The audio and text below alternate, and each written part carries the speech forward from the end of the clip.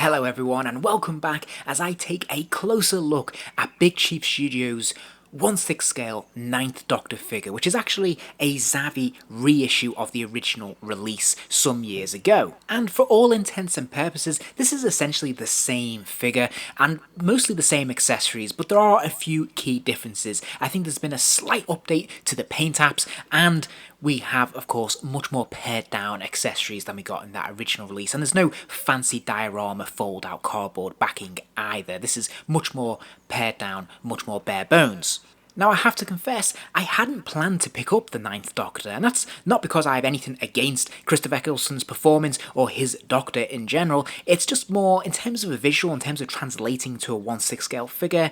Of all the Doctors, his is probably the most bland and uninteresting visual. His costume, his aesthetic just isn't that eye-catching or colourful really. And as we know, these figures are quite expensive, so I'm going to throw down a lot of money. I'm going to want to make sure that it looks really good on display. And the other key aspect for me was the fact that I saw some of those initial images of the first release, and they were a little bit underwhelming. I wasn't hugely impressed with the sculpt, and they looked a bit strange from certain angles. However, this reissue from Zavvi actually dropped in price quite dramatically to a point where I thought, well, the completionist inside me has got to have him. And so, here we are. Now, looking at the packaging, this is going to look very familiar for anyone who's seen any of the other Zavvi reissues of this series. It is, of course, the same outer packaging. It's quite bland, but actually fairly attractive. I do like the shade of blue they've gone for, and some of those Gallifreyan markings look pretty nice. And of course, in that hexagon in the middle there, we have the image of the 9th Doctor in bright yellow, which looks pretty good, but otherwise pretty bland and uninspired, but not bad. The side panel is quite broad, pretty consistent with other 1/6 scale figure packaging out there. As you can see, they haven't really done an awful lot with this space. They do have some of that Gallifreyan markings, which keeps it consistent, and it's quite attractive. It's a shame they didn't do more with this to make this more individual, more unique to this specific character. Had an image of the 9th Doctor, say, that would have been quite nice. So then, when you stack these up on your shelf, side by side with other figures in the collection, they look pretty attractive. As it is, it's pretty generic, and it always bugs me that they've got the sort of quote-unquote modern logo there, or I suppose the Jodie Whittaker era logo. I wish they'd just gone for era-specific logos. That would have been much more fun and more colourful and interesting to look at. And then on the reverse, we actually have the other Doctors that are part of this reissue wave. We have the 4th Doctor, 10th, 11th and 12th, and I've covered all of these on my channel, so feel free to check them out. Now, one of my complaints with this reissue is the packaging is quite flimsy. It is top loading, so this card is fairly stiff and stable, which is fine, but when we pull out the interior card inlay, this feels very, very flimsy and weak indeed. Also, the yellow profile card is just that, it's a loose piece of card which you slide in and out of the interior packaging. Clearly this is done to cut corners and minimise costs so that they can reuse the same packaging over and over, but it does feel very cheap and flimsy.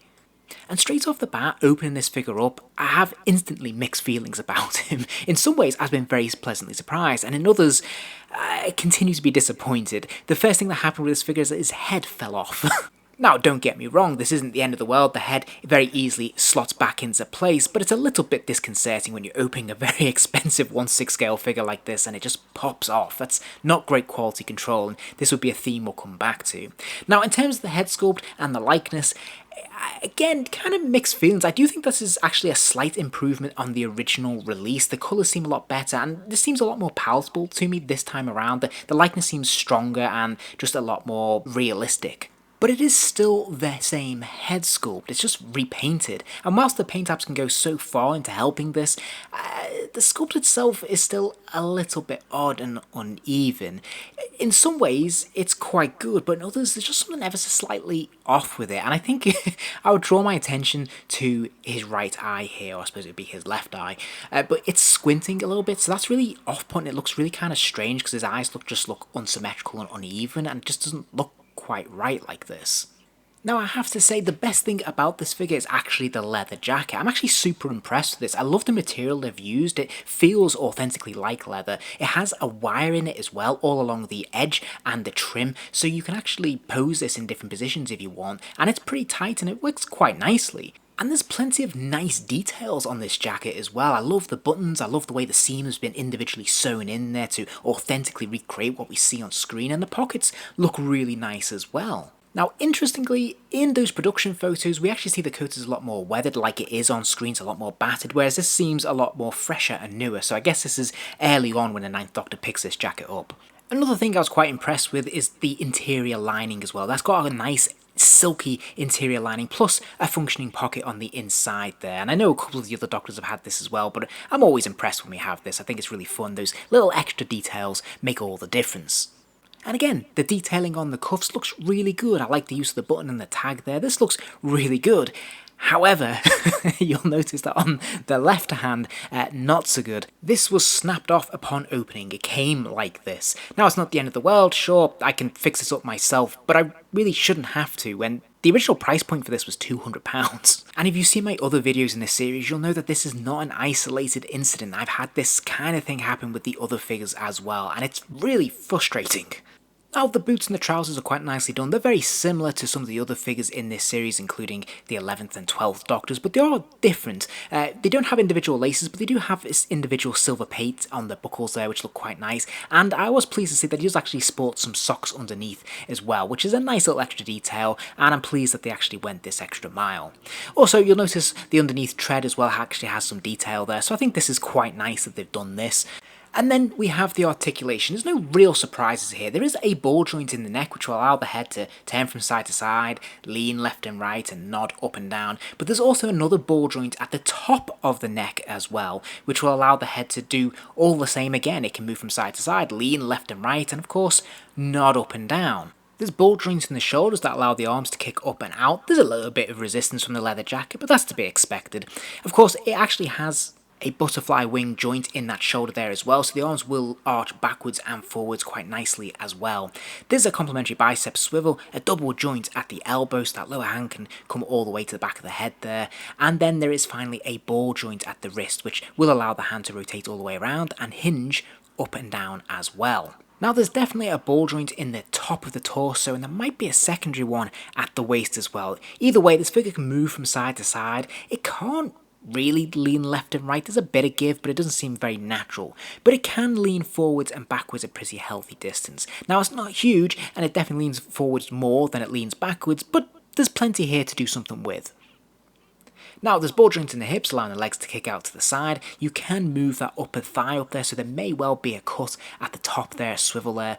And, of course, you can kick the legs forwards, backwards. There is a double joint at the knee, so that lower leg can kick all the way back. And then there seems to be a cut or possibly a ball joint at the ankle here as well. So the foot can move from side to side, and it can kind of wobble up and down. The included accessories are fine, but they're a little bit repetitive if you've bought any of the other figures in this series. We have one alternate pair of hands, psychic paper again, short and extended sonic screwdriver, this rolled up spider orb, and an alternate vest. Now, this isn't a bad assortment of goodies, it's just very repetitive if you already have, say, the 10th Doctor. Nothing really particularly new here or individual to this character except for the swappable vest and the rolled up spider orb. But what a shame that they gave them the rolled up version rather than the actual spider. I guess that's a deliberate choice, but that would have been much more interesting and a much more exciting accessory for this very pared down version of the figure. Of course, it also comes with the same generic Doctor Who stand. It's quite nice in terms of its design, and it does light up as well, which is quite cool. It's just a shame it's not more distinctive or unique to this particular version or iteration of the character. I'm quite pleased that we get this choice of alternate shirts. We can actually swap between the two colours. This makes his Doctor a little bit more colourful, a bit more interesting, and it's quite nice that we actually have a sort of alternate costume built in here. So I'm all for that. However, as you'll no doubt notice, without the jacket, this looks kind of weird, doesn't it? The proportions just don't look right. Also, the skin tone between the arm and the hands there look at odds with each other. The fact that this jacket doesn't really quite come down, like the sleeve or the cuff doesn't come down to meet the wrist, is a little bit off-putting as well. And it's a shame that it doesn't quite fit correctly. But also, I think it really highlights the really elongated neck they've used here. This looks really unnatural and it's off-putting. Thankfully, the jacket does cover a multitude of sins, and you can kind of ignore it once it's on, but I think once you've seen it, it's kind of hard to unsee. As I said, this orb is quite a cool accessory. At least it's the one thing that is quite unique and distinctive to the Ninth Doctor. It's just a shame that it's not the spider drone itself. That would have been a lot cooler. And the psychic paper is, well, the psychic paper. It's a nice accessory, but it literally comes with every single one of the modern Doctors. Plus, my final gripe is that the hands, the alternate hands, are pretty much identical to the 10th Doctor hands, apart from maybe some paint apps, to the point where you could literally just swap them out. So this feels a little bit lazy and a bit disappointing. And yeah, in terms of my overall thoughts, as I said, I wasn't really setting the bar very high in terms of expectations. That's why I was initially going to pass on them altogether. I'd seen some really horrific photos which made this figure look pretty awful, and in certain lights and certain poses it does look very surprising. But I do think that it has actually been enhanced. I think the paint apps they've used are a lot better, a lot more natural and flesh-like this time around, and this definitely helps significantly. But there's still a sense of cutting corners really on this release. Obviously there's definitely quality control issues, always the head falling off, the tear in the button and the strap on the cuff is just unacceptable really, and I'm still not 100% sold on the head sculpt either. But all that being said, actually it's not a bad addition to the line. I just think you have to be able to scale it back considerably in terms of your expectations. Now for me, I wasn't expecting an awful lot, but I also didn't pay a great deal either. For me, this was worth the money I paid for it, but if I'd paid the full price, then I certainly would have been a lot more upset and dissatisfied. As it is, as a budget release, then I think it's okay. Obviously, you're going to need to pick this up fairly cheap, but if you do, then I think you'll be okay. Obviously, you're going to need to scale back your expectations and probably expect to find some quality control issues along the way. But if you're prepared to do that, then I think this is still a nice figure to add to the collection. And I have to say, having him standing with my other modern Doctors, completing this set out here, it does bring a slightly warm glow to my heart, to be honest. It is very nice to see these all stood together. And at the time of the making of this video, this is the only 1/6 scale version of the 9th Doctor available on the market. So we're kind of a captive audience really if you like this character and this incarnation of a character.